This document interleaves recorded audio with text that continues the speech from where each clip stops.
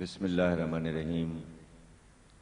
ساری تعریف اللہ کے لیے، درود اور سلام محمد اور آل محمد کے لیے۔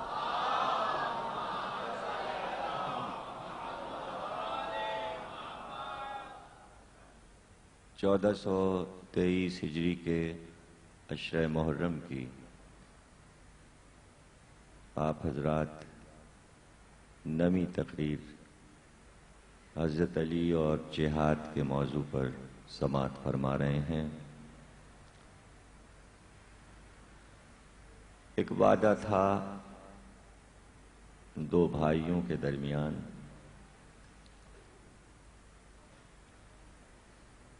وعدہ کیا تھا؟ ایک پیکٹ تھا، وار پیکٹ جیسے ہوتا ہے دو ملکوں کے درمیان میں، کہ آپ ہماری مدد کیجیے گا، آپ ہماری مدد کیجیے گا۔ تو پہلے اسلام میں سب سے پہلے یہ معاہدہ ہوا دعوت ذوالعشیرہ میں، کہ رسول اللہ نے یہ اعلان کیا کہ آج جو ہماری مدد کا وعدہ کرے ہم اس کو اپنا وزیر بنائیں گے، وصی بنائیں گے، جانشین بنائیں گے۔ اللہ کی مرضی سے یہ معاہدہ ہوا اور نبی کے اعلان کے ساتھ ہی 11-12 برس کی عمر میں علی اٹھ کر کھڑے ہو گئے اور کہا ہم وعدہ کرتے ہیں، ہم وعدہ کرتے ہیں۔ تو دو وعدے ہوئے، ایک وعدہ نبی نے کیا، ایک وعدہ علی نے کیا، برابر کا معاہدہ تھا اور دونوں طرف سے وعدے کی وفا ضروری تھی۔ تو علی نے جو وعدہ کیا اس کو اسی دن سے وفا کرنا شروع کر دیا، یعنی پیکڈ ہو گیا۔ نبی کا وعدہ جو تھا وہ مستقبل کے لیے تھا، علی کا وعدہ ہر آن جاری تھا۔ مدد شروع کر دی نبی کی کہ میں وعدہ کرتا ہوں میں مدد کروں گا، علی نے وعدہ شروع کر دیا۔ تو دعوت ذوالعشیرہ ہی میں وعدہ کرنے سے پہلے ہی کام شروع کر چکے تھے، اس لیے کہ دعوت میں جو کھانا پکا وہ علی نے پکوایا تھا۔ یہ بات شاید ہی کسی کو معلوم ہو کہ جو سب کو بلا کر 3 دن کھانا کھلایا گیا وہ کھانا کس کے پیسے سے پکا تھا۔ اگر جناب خدیجہ کے پیسے سے پکتا تو نبی اپنے خاندان کی دعوت سسرال کے کھانے سے کر نہیں سکتے تھے، اور نبی کے پاس اگر کچھ رہا بھی ہو ذاتی تو ملتا یہی ہے کہ علی تم کھانا پکواؤ۔ تو اب کہاں سے پکواؤ یہ نہیں پتا، کہہ دیا تم سے پکواؤ۔ اس کو یوں سمجھیے کہ ہر ادارے میں ایک عہدہ ہوتا ہے خزانچی کا، پتہ ہے نا آپ کو، اور ہر ملک میں عہدہ ہوتا ہے وزیر خزانہ کا۔ ایک ہی طرح کا عہدہ ہے خزانچی اور وزیر خزانہ۔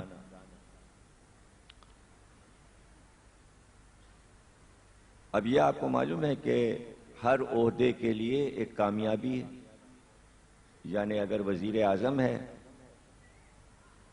تو اس کا عقل مند ہونا ضروری ہے، تو وہ کامیاب ہوگا ورنہ ناکامیاب ہوگا۔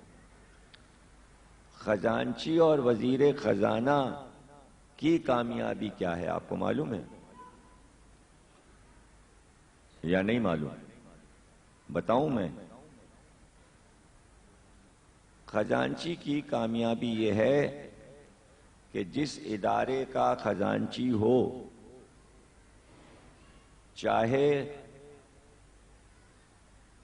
اکاؤنٹ میں ایک پائی نہ ہو، مگر خزانچی ادارے کو یہ نہیں بتائے گا کہ ہم دیوالیے ہو گئے، ورنہ خزانچی ہٹا دیا جائے گا۔ اب بھی نہیں سمجھے؟ پھر سمجھاؤں؟ کچھ سمجھ رہے ہیں آپ کہ نہیں سمجھ رہے ہیں؟ یا آج مجلس سننے کے موڈ میں نہیں ہے؟ نہیں ہے تو پھر مصائب پڑھوں؟ کیا کروں مطلب؟ تو ذرا جاگیں تو میری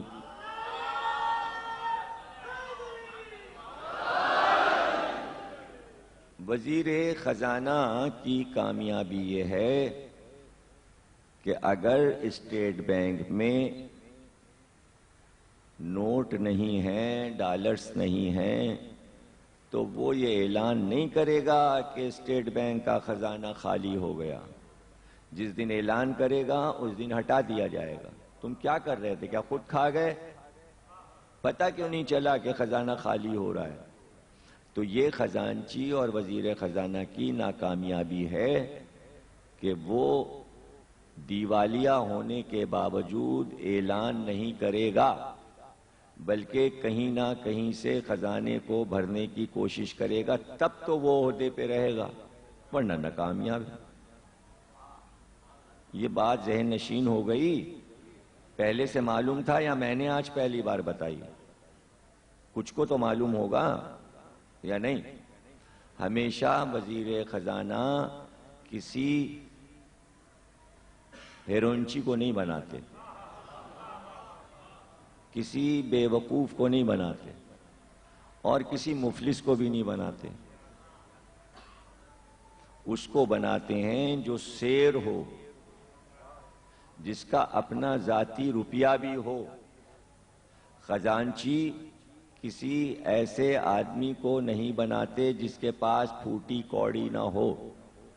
ہر ادارے میں خزانچی ڈھونڈ ڈھانڈ کے پیسے والا بنایا جاتا ہے۔ سمجھ رہے ہیں یہ باتیں؟ یہ سمجھیں تو اگر سمجھ رہے ہیں تو منہ سے بولیں کہ ہاں بھائی سمجھ رہے ہیں، واہ واہ سبحان اللہ، سب بھول گئے، آج 9ویں دن سب بھول گئے تو عشرہ ہی ختم ہو گیا۔ جب بھول ہی گئے تو پھر اب کیا؟ اب آئندہ سال پھر سبق انشاءاللہ یاد دلائیں گے آپ کو۔ اب اس وقت ہم کیا یاد دلائیں؟ ہم بہت تھکے ہوئے ہیں، ہم بہت زیادہ تھکے ہوئے ہیں۔ پاکستان جب بنایا جا رہا تھا تو مسلم لیگ نے طے کیا کہ پاکستان پیسے سے بنے گا، اس لیے مسلم لیگ کا خزانچی راجہ صاحب محمود آباد کو بنایا گیا۔ کیوں بنایا گیا؟ اب وجہ تو میں بتا چکا، اب پھر سے میں بتاؤں؟ چلیے پھر سے بتاتا ہوں۔ اس لیے بنایا کہ دنیا کا کوئی راجہ کسی موقع پر یہ نہیں اعلان کر سکتا ہم غریب ہو گئے۔ اب چاہے مسلم لیگ کو کوئی چندہ دے یا نہ چندہ دے، قائد اعظم کو آپ کو معلوم ہے قائد اعظم پاکستان کے لیے چندہ کیسے کرتے تھے؟ کچھ بھی نہیں معلوم۔ تحریک پاکستان بھی آپ کو نہیں معلوم۔ میں کیا مجلس پڑھوں بھائی؟ بڑی مجبوری، بڑی پریشانی۔ تھوڑی سی معلومات آپ لوگ پہلے سے رکھیے گا۔ ہاں، ہماری مجلس سننے کے لیے پہلے سے ذرا ذہنی تیاری بہت ضروری ہوتی ہے۔ قائد اعظم کے پاس منی آرڈر آتے تھے، کتنے کے پتہ ہے آپ کو؟ 2 پیسے کا، 1 آنے کا، 4 آنے کا۔ یہ پاکستان کا چندہ آتا تھا قائد اعظم کی ہسٹری میں لکھا ہے۔ تو وہ 1 آنے بھی جمع ہوتا تھا پاکستان کے خزانے میں۔ 1 آنے سے یہ ملک چلنا شروع ہوا تو چندہ کوئی دے ہی نہیں رہا تھا، اس لیے راجہ صاحب کو خزانچی بنایا کہ آپ بنوا دیجئے پاکستان۔ انہوں نے بنوا دیا۔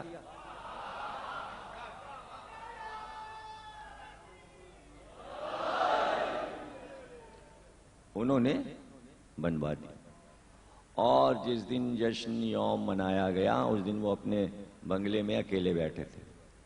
سب کا نام تھا، راجہ صاحب کا نام نہیں تھا.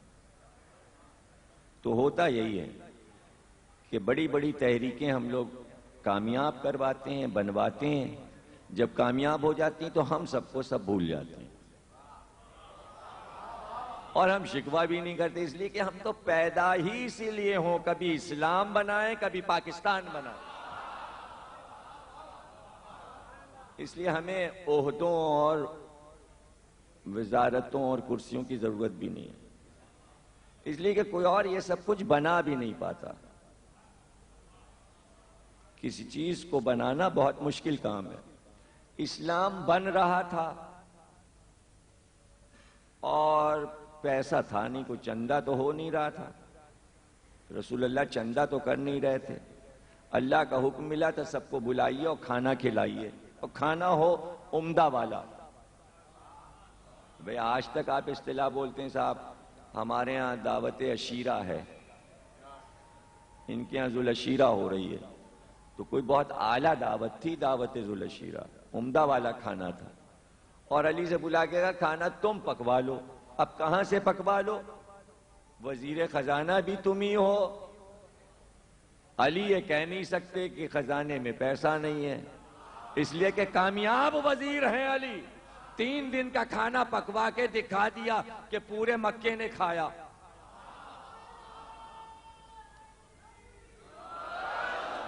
گویا مدد شروع کر دی، وعدہ کیا تو مدد شروع کر دی. اب اعلان کل اتنا تھا، کہو لا الہ الا اللہ، قولوا لا الہ الا اللہ. گلیوں میں کہنا ہے، شاہراہوں پہ کہنا ہے، خانہ کعبہ میں کہنا ہے. کچھ دن تو برداشت کیا انہوں نے. جب بات بڑھنے لگی تو انہوں نے بچوں کو پیچھے لگا دیا کہ اب جو نکلیں تو انہیں پتھر مارو. تو پتھر بازی شروع ہو گئی، نبی پہ پتھر پھینکے جانے لگے. کافروں نے بچوں کو پیچھے لگا دیا. اب زخمی ہو رہے ہیں نبی. وعدہ علی نے کیا ہے، یہ کیسے ہو سکتا ہے؟ ادھر نبی نکلے، ادھر پتھر مارنے والے نکلے، ادھر علی نکلے. اچھا ایسی طرف سے آتے تھے کہ گلی میں جب سب داخل ہو گئے، چاروں طرف کے بچے، تو بیچ میں کہیں چوراہے پہ علی نے گھیر لیا. اب نہ ادھر سے جا سکتے نہ ادھر سے، اور سب آ گئے پکڑ میں. اور ایک ایک کر کے کسی کا ہاتھ توڑ دیا، کسی کی ٹانگ توڑ دی. اور اگر 2 پکڑ میں آ گئے تو دونوں کے سر ٹکرا دیے. اب بلبلا رہے ہیں، چیخ رہے ہیں، اور علی مار رہے ہیں. گرا گرا کے مارتے تھے، پیچھے پیچھے نبی کے، پیچھے پیچھے نبی کے. جو چالاک اتنے تھے کافر کہ خود نہیں مارتے تھے، بچوں کو پیچھے لگایا تھا. کیوں لگایا تھا بچوں کو پیچھے؟ اس لیے کہ آج بھی بچوں کو مارنا جرم ہے، اور اس زمانے میں بھی جرم تھا. اگر کوئی بڑا بچے کو مارتا تو لڑائی چھڑ جاتی، ہمارے بچے کو کیوں مارا؟ وہ سمجھے تھے ابو طالب نکلیں گے بچانے. یہ پتہ نہیں تھا کہ ابو طالب نے تیار کر لیا تھا سپاہی.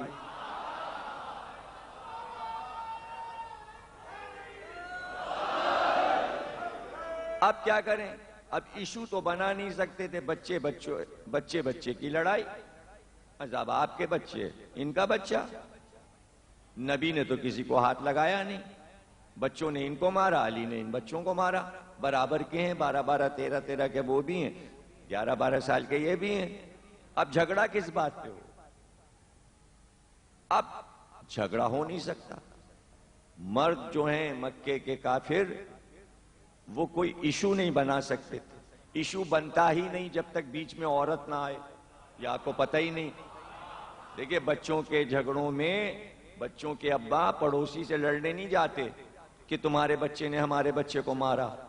کبھی نہیں جائے گا کوئی. ارے صاحب مسجد میں ہماری ان کی ملاقات ہوتی ہے، صاحب سلامت ہوتی ہے، وہ ہم سے اچھی طرح ملتے ہیں. اب ہم اس بات پہ ان سے لڑنے جائیں اپنے پڑوسی سے کہ ان کے بچے نے ہمارے بچے کو مارا، خواہ خواہی کا جھگڑا ہو جائے گا. اما چھوڑو، جانے دو، بچوں کا معاملہ ہے، ہٹاؤ.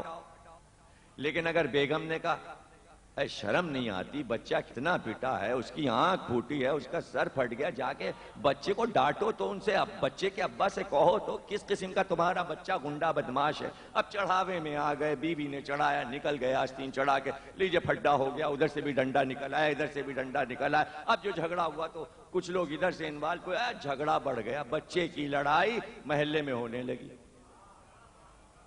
تو اب چالاک تھے کافر، وہ جان رہے تھے کہ بڑا تو کوئی اس میں شامل نہیں ہوا۔ اب جب شام ہوئی تو سب اپنے اپنے گھر واپس آئے، تو سب کی بیویوں نے کہا دیکھو بچے کا کیا حال ہو گیا، دیکھو اس بچے کا کیا حال ہو گیا، کیا ہوا؟ آنکھ پھوٹ گئی۔ کیسے؟ ابو طالب کے لڑکے نے پھوڑی ہے، دیکھو اس کا ہاتھ کونی سے ٹوٹ گیا۔ کس نے توڑا؟ علی نے توڑا ہے۔ اس کی ٹانگ ٹوٹ گئی، گٹا کھسک گیا، کہ کیسے؟ علی نے توڑی ہے ٹانگ اس کی۔ اب جو بیویوں کے چڑھانے میں آئے تو پہنچے صاحب اپنے اپنے زخمی بچوں کو لے کے ابو طالب کے پاس، کہا دیکھو ابو طالب، ہمارے بچے کی آنکھیں پھوٹ گئیں، اس کی ٹانگ ٹوٹ گئی، اس کا ہاتھ ٹوٹ گیا، اس کا سر پھٹ گیا۔ تو ابو طالب نے کہا ہم کیا کریں، ہمارے پاس کیوں آئے ہو؟ کہا تمہارے لڑکے نے یہ حشر کیا ہے ہم لوگوں کے بچوں کا۔ تو ابو طالب نے آواز دی، کہا علی ادھر آؤ۔ علی آئے، باپ کے پہلو میں کھڑے ہو گئے۔ ابو طالب نے کہا یہ بتاؤ اس لڑکے کی آنکھ تم نے پھوڑی؟ کہا ہاں بابا۔ اور اس کا ہاتھ تم نے توڑا؟ ہاں بابا۔ اور اس کی ٹانگ تم نے توڑی؟ ہاں بابا۔ یہ دونوں کے سر تم نے ٹکرائے تھے؟ ہاں بابا۔ کیوں کیا تم نے ایسا؟ کہ اگر میرا بھائی مکے کی گلیوں میں لا الہ کہے گا اور یہ اس کو پتھر ماریں گے تو میں ان کو ضرور ماروں گا، یہ چھوڑ دیں میرے بھائی پہ پتھر مارنا، میں کبھی نہیں ماروں گا۔ کہ اچھا اس لیے تم نے مارا کہ محمد کو یہ پریشان کرتے ہیں، پتھر مارتے ہیں؟ کہاں بابا۔ کہ اگر ایسی بات ہے تو آج سے میں تمہیں اجازت دیتا ہوں، انہیں اتنا مارو کہ اگر تمہاری جان بھی چلی جائے تو ابو طالب پوچھے گا نہیں کہ کیا ہوا۔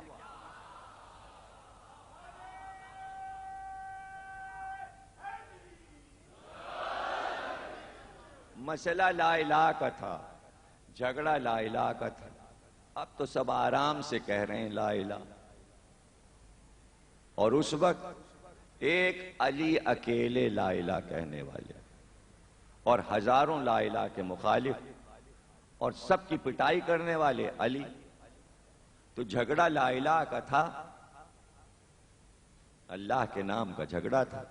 علی نے وعدہ کر لیا تھا تو وعدہ نبھا رہے تھے کہ ہم آپ کی مدد کریں گے، آپ لا الہ کہتے ہوئے بڑھتے رہیے بڑھتے رہیے بڑھتے رہیے۔ اب چونکہ وعدہ کیا تھا تو 19 برس کی عمر میں رسول اللہ نے کہا بھائی ہم تو جا رہے ہیں مدینے، اب ہمیں برداشت نہیں ہو رہے ہیں ان کے مظالم، ہم جا رہے ہیں۔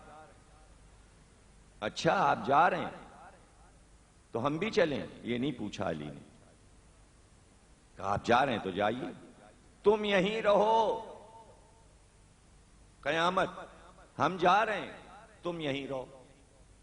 گویا پورا محاذ علی کے سپرد کر دیا، اور یہ بھی نہیں کہ کہیں چھپ جاؤ، یہاں ہمارے بستر پہ سو جاؤ۔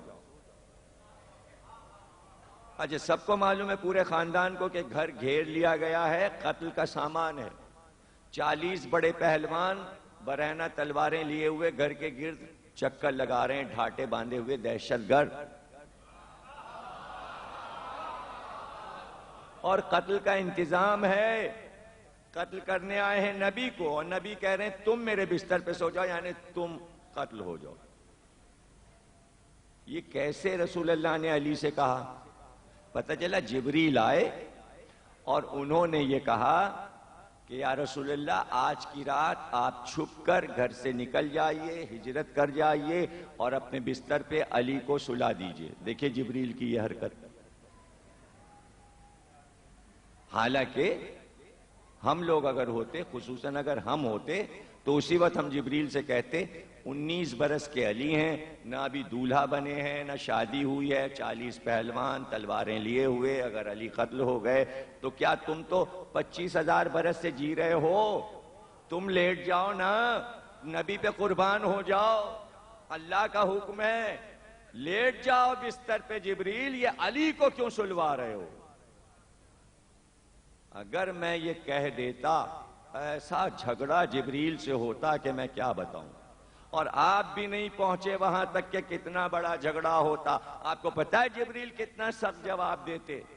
جبریل ہم سے یہ کہتے، نبی کی جگہ پہ ملک بھی نہیں لیٹ سکتا۔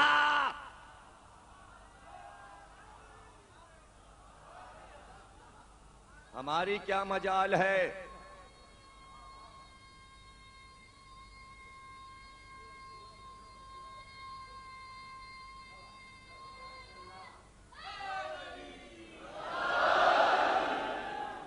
تو اب سمجھ میں آیا کہ اس لیے یہ حکم آیا تھا کہ آپ کی جگہ خالی نہ رہے، بستر پہ ولی اور وصی کو سلا دیجیے۔ علی آرام سے سو گئے، اس لیے کہ حکم خدا تھا، چادر اوڑھ کے، اور ایسے سوئے کہ بعد میں کسی نے پوچھا بھی کہ قتل کا دھڑکا تھا، 40 آدمی تلواریں لیے ہوئے گھر کے گرد تھے، آپ سوئے کیسے؟ نیند کیسے آئی؟ کہا ایسی نیند علی کو کبھی زندگی میں آئی نہیں، اتنی میٹھی نیند سوئے۔ تو کس بات پہ سوئے؟ اس لیے کہ حکم الہی تھا کہ اب سو۔ جب اس کا حکم ہوتا تھا جاگو تو علی جاگتے تھے، جب اس کا حکم ہوتا تھا سو جاؤ تو سو جاتے تھے۔ اس کا حکم تھا سو گئے، یعنی ضمانت اس کے پاس ہے، ہم کو تو صرف سونا ہے۔ اب رات بھر وہ چکر لگاتے رہے، پتھر پھینکتے رہے، کنکر پھینکتے رہے بستر کے اوپر، یہ گہری نیند سو رہے تھے، ان کے اوپر کوئی اثر ہی نہیں ہو رہا تھا۔ جب صبح ہوئی تو دیواریں کود کود کے سب اندر آ گئے، گھر کے اندر داخل ہو گئے۔ اب جو چادر ہٹائی علی نے، سب نے دیکھا، وہ سمجھے تھے نبی ہیں، وہ قتل کے ارادے سے آئے تھے۔ چادر جو ہٹی تھی دیکھا علی۔ اب آپ کچھ سوچئے کہ غصے کا کیا عالم ہوگا، یعنی نبی سمجھ کر رات بھر طواف کرتے رہے، اور طواف کر رہے تھے علی کا۔ نہیں، جملہ یہ اچھا نہیں ہے، مزے کا جملہ یہ آیا، دیکھیے اچھا جملہ اب آیا۔ کفر صدقے ہو رہا تھا کل ایمان پر، بس جب جو صدقے ہوا تو کفر صدقہ ہو گیا، صدقہ نکل گیا ایمان کا اسی رات۔ اب جو انہوں نے دیکھا علی ہیں، غصے میں تلواریں کھینچے، کہاں ہے محمد؟ کہا کیا میرے حوالے کیا تھا؟ مجھے کیا معلوم کہاں ہے، جہاں ہوں جا کے ڈھونڈ لو۔ اب یہ بھی اطمینان ہے کہ یہ ڈھونڈ بھی نہیں سکتے۔ نہیں سمجھے آپ؟ یعنی علی کو یہ اطمینان کیوں ہے کہ یہ ڈھونڈ نہیں سکتے؟ کیوں؟ اس لیے کہ علی کو یہ معلوم ہے کہ اللہ اگر اپنی حجت کو کہیں چھپا دے تو سارا زمانہ مل کے اسے ڈھونڈتا رہے، ڈھونڈ نہیں سکتا۔ اب غار میں چھپا دیا ہے تو غار تک پہنچیں گے لیکن ڈھونڈ نہیں پائیں گے۔ تو علی نے اطمینان سے کہہ دیا جاؤ جاؤ ڈھونڈ لو۔ ابو جہل نے کہا ہم تمہیں قتل کر دیں گے۔ علی نے کہا تو ہمیں کیسے قتل کر دے گا؟ تو میری بات تو سن پہلے، تجھے یہ نہیں پتا کہ ابو طالب کے بیٹے کے پاس اتنا علم ہے کہ اگر علی اپنا علم دنیا کے سارے جاہلوں میں تقسیم کرے تو دنیا کے سارے جاہل عالم بن جائیں۔ ابو طالب کے بیٹے کے پاس اتنی سخاوت ہے کہ دنیا کے تمام کنجوسوں میں علی کی سخاوت تقسیم کی جائے تو دنیا کے سارے کنجوس سخی بن جائیں۔ اور پھر جلال کے عالم میں ایک جملہ کہا کہ علی کے پاس اتنی شجاعت ہے کہ دنیا کے سارے بزدلوں میں علی کی شجاعت تقسیم کی جائے تو دنیا کے سارے بزدل جو ہیں وہ شجاع بن جائیں۔ ابو جہل چپ ہو گیا، پیچھے سے جس نے حملہ کیا تھا وہ یہ سمجھا کہ میں کامیاب ہو جاؤں گا. یہ بات کر رہے تھے ابو جہل سے، اس نے پیچھے سے چاہا کہ علی کا سر اڑا دے. تلوار اس کی چل چکی تھی اور علی بات کر رہے تھے. ادھر اس کی تلوار چلی، ادھر علی کا الٹا ہاتھ چلا. الٹا ہاتھ چلا تو اس کے منہ پہ پڑا، منہ پہ جو پڑا تو گر گیا. اب جو گرا تو 3 گھنٹے تک بے ہوش پڑا رہا. یعنی ابھی علی نے تلوار نہیں کھینچی، ابھی تو الٹا ہاتھ چلا ہے. دعوت ذوالعشیرہ کا وعدہ ہے، تلوار تو بعد میں ملے گی نا بدر کی لڑائی میں. ابھی تو ہجرت کی رات ختم ہوئی ہے، اسلام کا سفر شروع ہوا ہے. رسول اللہ نے کہا تھا تم آ جانا، تمہیں اس لیے چھوڑ رہے ہیں کہ امانتیں پہنچا دینا اور گھر کی تمام بیویوں کو لے کر ہماریوں پہ سوار کر کے تم پورا قافلہ لے کر مدینے آ جانا. رسول اللہ کا ذرا اطمینان تو دیکھیے. اونٹ کرائے پہ لیے، ان پہ ہماریاں رکھیں، تمام بیویوں کو سوار کیا، بنی ہاشم کی خواتین کو ناقوں پہ بٹھایا، قافلہ بنایا، غلام سے کہا قافلہ لے کے چلو. خود گھوڑے پہ سوار ہوئے، آگے آگے گھوڑے پہ بیٹھے. پہلی بار کمر میں تلوار نیام کے ساتھ لگا لی اور گھوڑے پہ بیٹھ گئے. قافلہ چلا. جب مکے سے باہر قافلہ نکل گیا تب ہوش آیا کافروں کو، اور وہ لشکر بنا کر یہ صلاح کر کے کہ نبی تو ہاتھ سے نکل ہی گئے، یہ علی بھی ہاتھ سے نکل جائیں گے، کیوں نہ آج قتل ہی کر دو. مکے سے کچھ دور گئے ہوں گے، راستے ہی میں چل کے قتل کر دو. کچھ دیر نہ گزری تھی کہ غلام نے کہا کہ لشکر آ رہا ہے. سب تلواریں اٹھائے ہوئے گھوڑے دوڑاتے ہوئے بھاگتے ہوئے آ رہے ہیں اور آ کے علی کو گھیر لیا. کہا آج ہم تمہیں قتل کر دیں گے، اگر محمد چلے گئے تو کیا ہوا، تم کو نہیں چھوڑیں گے، اب تم جا نہیں سکتے. غلام سے کہا کہ ناقوں کو تو درخت کے نیچے پہنچا دے، ادھر لے جا کے اونٹوں کو ایک کونے میں روک دے، اور اس کے بعد آ کے سب کے سامنے کھڑے ہو گئے. کہنے لگے ابو جہل یہ بتا 19 برس مکے میں علی نے گزارے ہیں اور آج میں جا رہا ہوں، اور تجھ کو یہ بھی پتا ہے کہ 13 برس گزر گئے، میرے بھائی نے لا الہ کہلوایا مکے میں، اور اتنا ان پہ کوڑا پھینکا گیا، اوجڑی پھینکی گئی، پتھر مارے گئے. کبھی تو نے دیکھا کہ میں نے کبھی تلوار نکال کر مکے کے کسی کافر کو قتل کیا ہو؟ ایک آدمی بھی قتل کیا ہو تو بتا دے، کسی کو مارا ہو، ذبح کیا ہو تو تو بتا دے. اس نے کہا نہیں، کبھی بھی تم نے کسی کو قتل نہیں کیا 13 برس میں، دفاع کیا تم نے، ہاتھ پیر سے مارا لیکن تلوار نہیں چلائی. کہا تو یہ تو بتا میں نے تلوار کیوں نہیں چلائی؟ ابو جہل کہنے لگا یہ تو ہمیں نہیں معلوم کہ تم نے تلوار کیوں نہیں چلائی. کہ اس لیے نہیں چلائی کہ اگر میں تلوار نکال لیتا تو روکنے والا موجود تھا.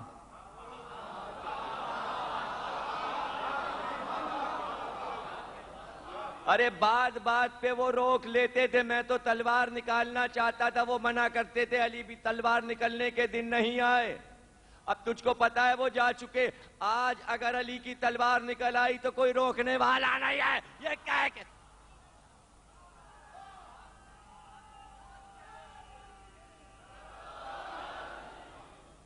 آج اگر تلوار نکل آئی، یہ کہہ کے جو تلوار نکالی تو پیچھے کی طرف کو لشکر الٹ گیا، پیچھے کو ہٹ گیا، پیچھے ہٹ گیا لشکر. کیا کہنا، یہ ہیں شجاعتیں علی کی، یہ ہیں خدمات نبوت کے لیے. اب جو علی اکبر نے حملہ کیا تو لشکر الٹ گیا، پیچھے کی طرف الٹ گیا، میدان صاف ہو گیا، اور مڑ کر حسین کو دیکھا. علی اکبر نے دیکھا کہ باپ میدان جنگ کی طرف دیکھ رہا ہے تو جملہ حسین نے یہ کہا، کیوں نہ ہو، تم اپنے زمانے کے علی ہو، تم علی کے پوتے ہو۔ پھر حملہ کیا علی اکبر نے، حملے پر حملہ کر رہے ہیں، حملے پہ حملہ کر رہے ہیں۔ ایسے میں کئی سو آدمیوں کو جب حضرت علی اکبر نے قتل کیا، لاشوں کے ڈھیر لگ گئے، تو روم کا ایک پہلوان لشکر میں آیا تھا، بڑا بہادر تھا، وہ مقابل پہ آیا۔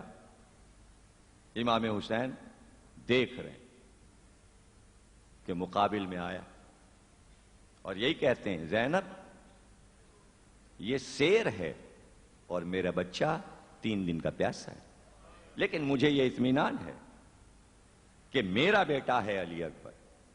کچھ دیر نہ گزری تھی کہ جیسے خیبر میں علی نے مرہب کو 2 کیا تھا، علی اکبر نے اپنے مقابل میں آنے والے رومی پہلوان کو 20 سے 2 ٹکڑے کر دیا۔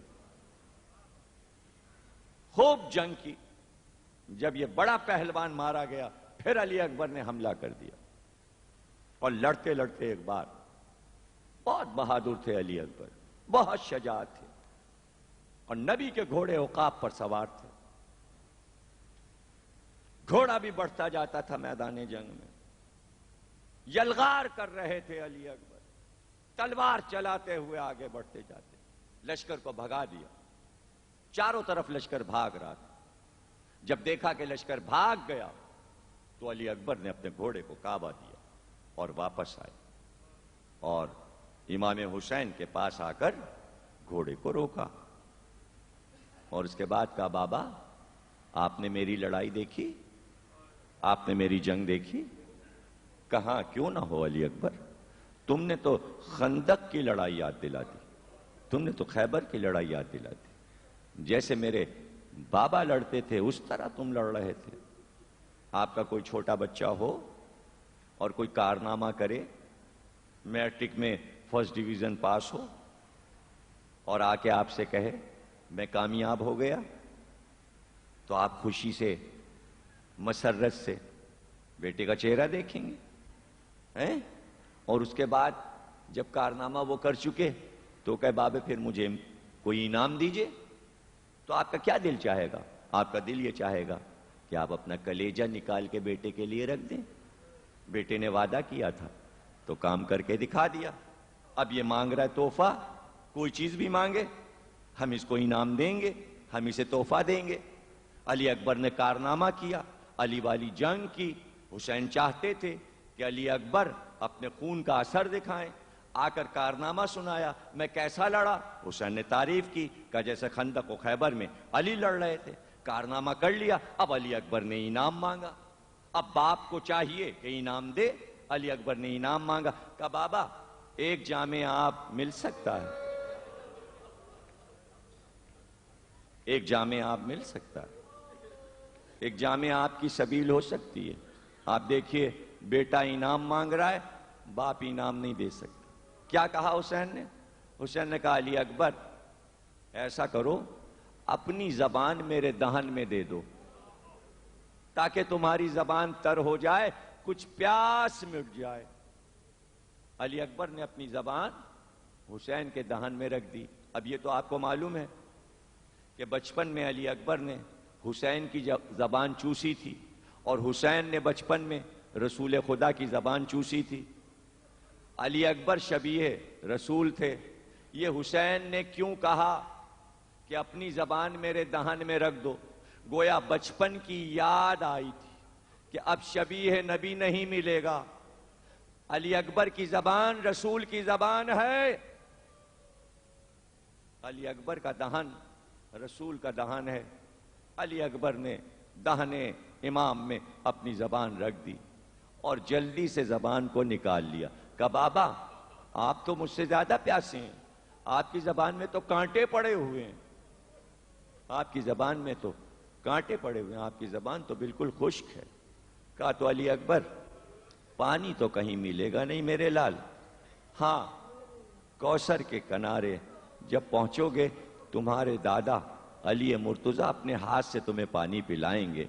بیٹا باپ بہت مجبور ہے, فرات سامنے ہے, مگر باپ تمہیں پانی نہیں پلا سکتا. علی اکبر نے باپ کو سلام کیا, گھوڑے پہ سوار ہوئے اور چلے.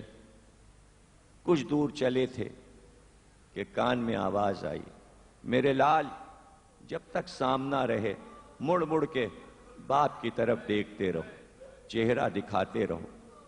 دیکھا تو بوڑھا باپ کمر کو تھامے ہوئے, گھوڑے کے پیچھے پیچھے, گھوڑے کے پیچھے پیچھے. یہ کیوں چلے حسین؟ علی اکبر کا گھوڑا تیز چل رہا ہے اور حسین دوڑ رہے ہیں گھوڑے کے پیچھے علی اکبر کے.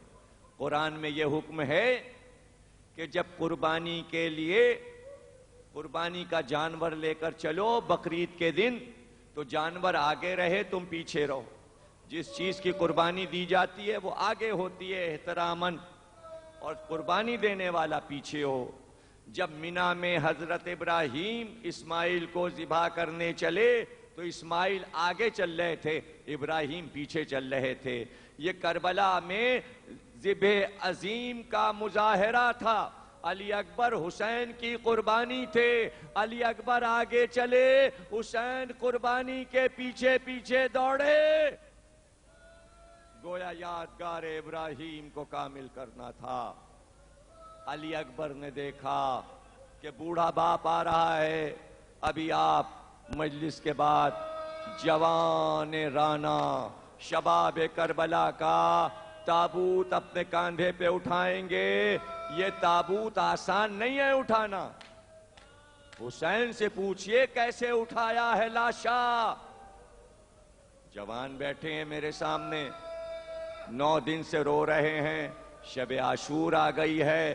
جوانوں میں زیادہ ہمت ہونی چاہیے. میں تو بوڑھا ہو گیا ہوں, لیکن آج پتا ہے آپ کو یہ 55ویں مجلس پڑھ رہا ہوں اور 1.25 گھنٹے سے کم کی کوئی مجلس نہیں پڑھی. آپ نے میری ہمت دیکھی. اب جوانوں کی ہمت میں دیکھنا چاہتا ہوں. کتنا روئے ہیں آپ, کتنا ماتم کیا ہے آپ نے. علی اکبر کو کیسے آپ ابھی تابوت کو دیکھ کر یاد کریں گے, کیسے پرسا دیں گے ام لیلا کو, کیسے حسین کو پرسا دیں گے, کیسے زہرا کو پرسا دیں گے. تو ہمارے ساتھ ذرا آپ مدد کیجئے تو ہم آپ کو بتائیں علی اکبر کا پرسا کیسے دیا جاتا ہے.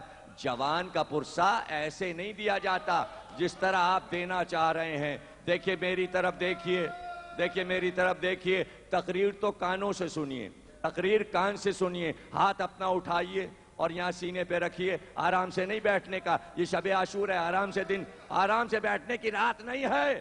سینے پہ ہاتھ رکھو اور کیا کہو, ہائے علی اکبر, ہائے علی اکبرم, وائے علی اکبرم.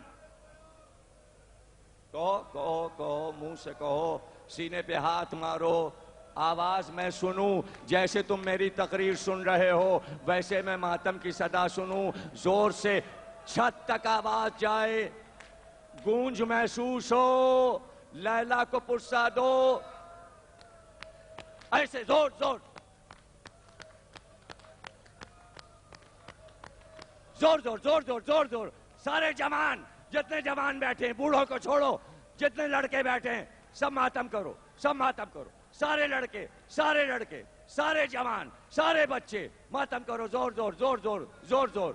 ایک بار علی اکبر واپس ہوئے, گھوڑے سے کودے اور حسین کے کان میں کچھ کہا, جھک کر کان میں کہا. حسین رونے لگے. زینب نے پوچھا کہ بھیا علی اکبر نے کیا کہا, کا وصیت کر کے گیا ہے. مجھ سے کہہ رہا تھا بابا میرا لاشا آپ سے نہیں اٹھے گا. اے بابا, بوڑھے سے جوان کا لاشا. یا حسین, یا حسین, یا حسین, یا حسین.